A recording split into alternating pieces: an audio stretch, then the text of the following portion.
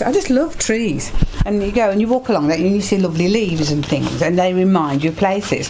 So I pick up the leaves, bring them back and put them in books. We walk up Balvaron Drive and there's great big beech trees, and I just love trees. Have been there so long, haven't there? People that have been underneath the tree and walked past the tree over the centuries, or the history of it.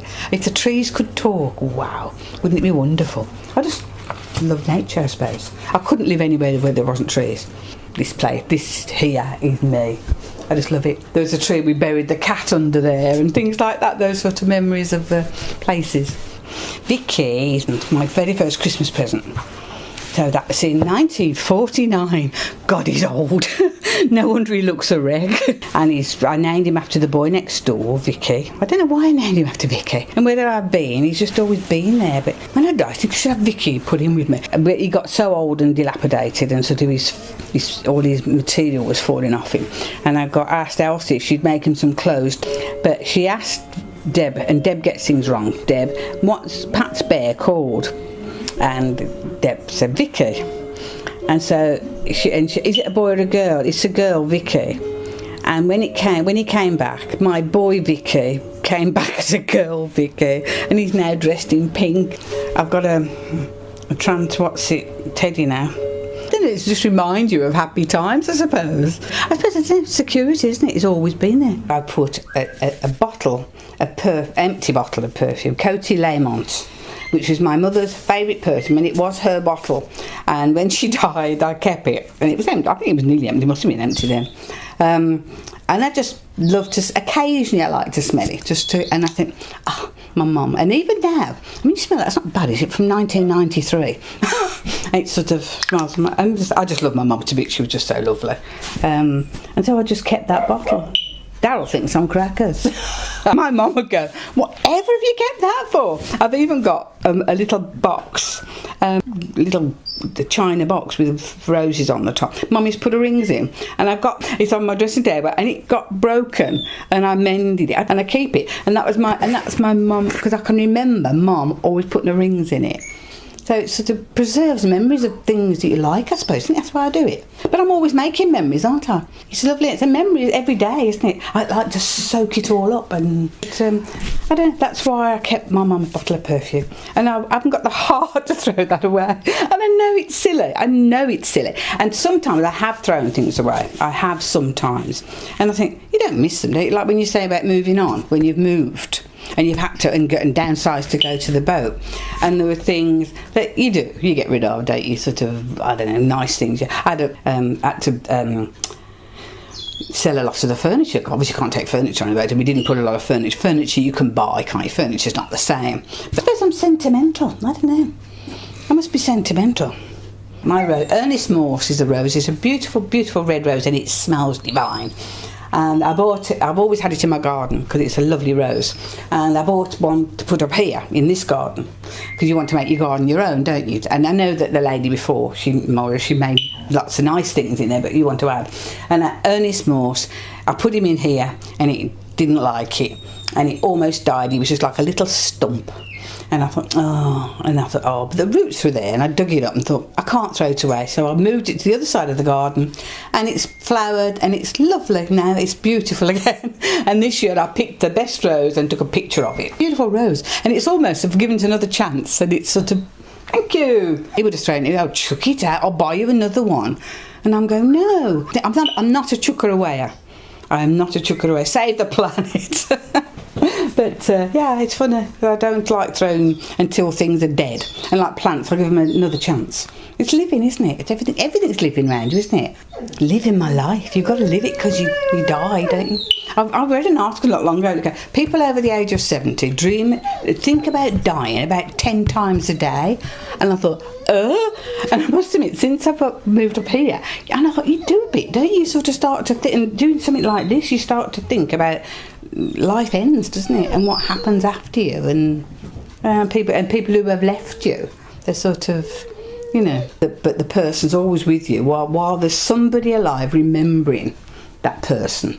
They are still alive because somebody is remembering them. That's why I don't know how they can do the shooting here. I don't know how I can live really with these people. I do swear at them when they go past with the guns. I must admit. And I think, why do they go out shooting things and just for pleasure? I find that weird. Because I could never do it. It's funny, when people die, they always get me to do the talk at the funerals. And I think my Auntie Hilda, actually, and she's lovely, that's the one who made Charlotte the doll. That's why I love that doll. And she was Mum's younger sister.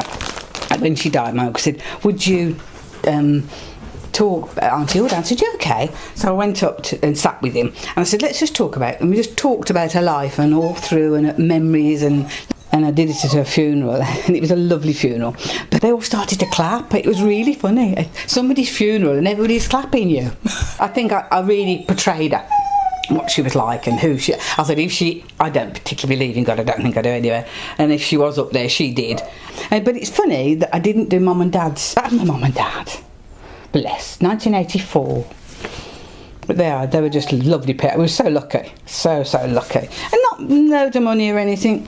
You know, just sort of we bought a council house and Dad was a bus driver, Mum stayed at home, so she always looks after us. And I said to her once, haven't you ever, I said, didn't you ever want to have a career? Or, because I was careery, didn't you ever want a career, Mum, or have a job? And, oh no, she said, I'm just happy looking after you and your dad and you girls, oh no. And I did say to her, I'm so glad I did. I said, well, I think you've been a fantastic mother. And she goes, oh, don't say daft. And I go, you were. You made a happy memories, a lovely childhood, always there, just so. And I think it makes you quite a rounded person, however you start with your family, isn't it? Family's so important. And when we fostered, I could see how it all goes wrong, and I was so lucky that I had all that. Me and my sister do still say now, we were so lucky, weren't we? When we were together, and we were lucky children. This memory box does make you, doesn't it? It's like my lots of boxes all being condensed into a little bit more, so I can use it more often. When Mum died, though, I was the only one really who, I suppose, I don't know, who looked after Dad. We used to have him every Christmas, and you know, I got on probably well with Dad as well. I think because they were so loving, they were such loving people. They were just, and Mum and Dad never, they'd have niggles, but they never rowed. And I think it's just security, isn't it? I suppose I always think that I need people.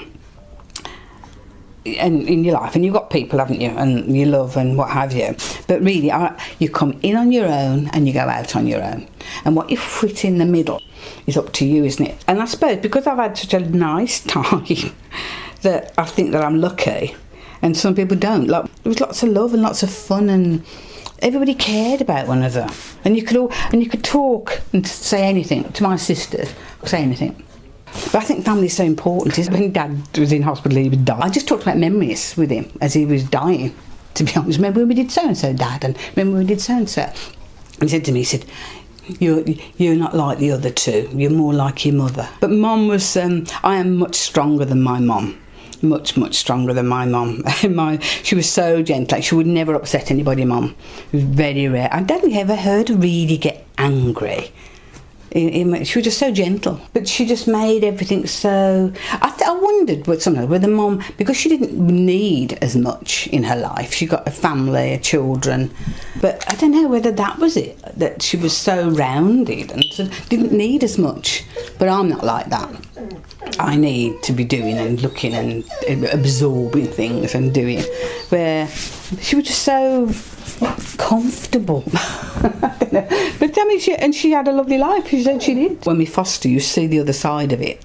You see the other side of families and horrible things. And I mean, it's quite a sad time of our life, to be honest, with John. But I don't know how we did it.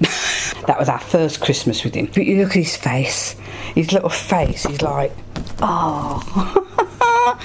But then you look at that one, he was a little bugger.